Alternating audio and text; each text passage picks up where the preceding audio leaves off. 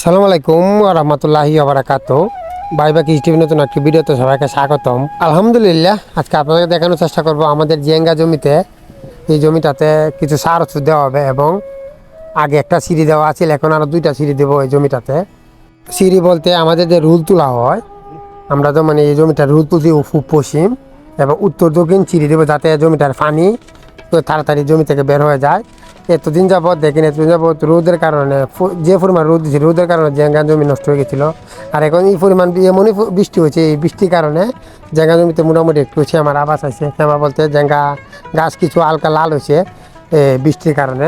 তাই এখন আরও দুইটা সিঁড়ি দেওয়ার চেষ্টা করব, যাতে জমিটা টান থাকে, যাতে আবারও বৃষ্টি হলে যাতে পানি জমি থেকে খুব তাড়াতাড়ি বের হয়ে যায় আর চেমা না লাগে। চেমা বলতে চেমা লাগলে গাছ কিন্তু নষ্ট হয়ে যায়, জেঙ্গা গাছ নষ্ট হয়ে যায়। তাই এই জমিটাতে আবারও দুইটা সিঁড়ি দেওয়া হবে। সিঁড়ি দেওয়া যেহেতু একটু লাল হয়েছে, তাই অল্প কিছু সার দিয়ে দিলাম। অল্প করে, বেশি সার দেওয়া যাবে না। বেশি সার দিলে একবার এই সারের অ্যাকশনে নষ্ট হয়ে যাবে, জ্বর নষ্ট হয়ে যাবে। জ্বর নষ্ট হলে গাছ একদম লাল হয়ে যাবে। তাই অল্প করে 10 কেজি ড্যাপ সার দিছি এবং 3 কেজি ইউরিয়া এবং 2 কেজি ম্যাগনেসিয়াম আর 1 কেজি সালফার দিছি। অল্প সার দিছি, দেয়া এই সিঁড়িগুলি তোলা হচ্ছে, দেখতে পাচ্ছেন। আগে একটা সিঁড়ি দেওয়া ছিল, এখন আরও দুইটা সিঁড়ি দিলাম। সর্বমোট 3টা সিঁড়ি এই জমিটাতে দিলাম, যাতে খুবই তাড়াতাড়ি এই জমি থেকে পানি বের হয়ে যায় বৃষ্টি পড়ার সাথে সাথে। আকাশের অবস্থা তেমন একটা ভালো ছিল না, দেখা যাচ্ছে বৃষ্টি হয়ে যাবে, বৃষ্টি হয়ে যাবে এরকম ভাব ছিল। তাই খুবই তাড়াতাড়ি এই সিঁড়িগুলি তোলা হচ্ছিল।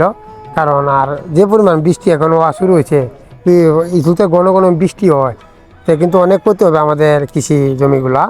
এতদিন বৃষ্টির অভাবে আমাদের জমিগুলা নষ্ট হয়ে যাচ্ছিল। এখন বৃষ্টি হওয়ার কারণে, অতিরিক্ত বৃষ্টি হওয়ার কারণে আমাদের জমিগুলো নষ্ট হয়ে যাবে। যাই হোক, এই জমিটাতে রুলগুলি তোলা হবে, সুন্দর করে তুললা মালচিং দিয়ে দিব। এখন কাজের চাপ বেশি, তেমন একটা সুযোগ পাচ্ছি না এই জমিটাতে মালচিং দেওয়ার। যাই হোক, এই জমিটাতে যে রুলগুলো আছে, পশ্চিম রুলগুলো দেওয়া, এই রুলগুলো ভালোভাবে তুললিয়া এই জমিটাতে মালচিং দিব।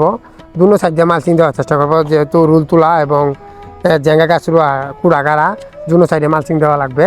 তাই দুনো সাইডে এই জমিটাতে মালচিং দিব। অবশ্যই কীভাবে এই জমিটাতে মালচিং দিয়ে আমি আপনাদেরকে দেখানোর চেষ্টা করবো। আলহামদুলিল্লাহ, জেঙ্গা গাছ এখন যে পর্যায়ে আছে মোটামুটি ভালো আছে। এখন তো বেশি বৃষ্টি না হয়, যে ঘন ঘন বৃষ্টি না হতে মোটামুটি গাছ ভালো হবে ইনশাল্লাহ। জেঙ্গার খরাও মোটামুটি ফালানো শুরু করছে, মোটামুটি জেঙ্গার খরা আসা শুরু করছে জমিটাতে। যাই হোক, দেখতে পাচ্ছেন জমিটাতে মোটামুটি কিছু গাছ হওয়া শুরু হয়েছে। এর জন্য মালচিং দিয়ে দিলে ভালো হবে, আর গাছটা ফুটবে না বেশি। আর মালচিং দেওয়ার কারণে একমাত্র গাছের কারণে, কারণ যে পরিমাণ গাছ ফুটে, গাছের সাথে কোনোভাবেই পারা যায় না। এই দেখবেন এই জমিটা কুড় দিয়ে বাঁচলেন, সর্বোচ্চ 2-3 দিন পরে দেখা যায় একবার গাছ সুবিধা লাগে। তাই মালচিং দিয়ে দিব। মালচিং দিয়ে দিলে একটি গাছও ফুটবে না জমিটাতে। আর আপনারা আমাকে অনেকে ইউটিউব চ্যানেলে কমেন্ট করেন যে আমি বাড়ির টমেটো কখন রোপণ করব। অবশ্যই রোপণ করে ফেলবো কয়েকদিনের ভিতরেই।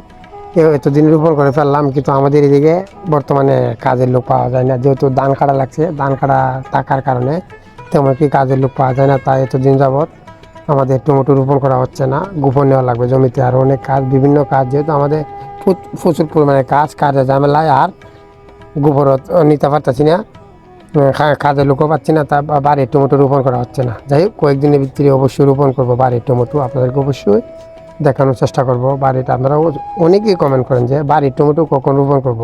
ইনশাআল্লাহ কয়েকদিনের ভিতরে রোপণ করার চেষ্টা করব। আর আপনাদেরকে অবশ্যই ভিডিও দেব, কীভাবে সারা কোথা থেকে আনি, কীভাবে জমি প্রস্তুত করে, সব ভিডিও আপনাদেরকে দেওয়ার চেষ্টা করব। কে কোথা থেকে ভিডিও দেখেন অবশ্যই কমেন্ট করে জানাবেন। এই বলে আজকে ভিডিও এখানে শেষ করে দিলাম। আসসালামু আলাইকুম ওয়া রাহমাতুল্লাহি ওয়া বারাকাতুহু।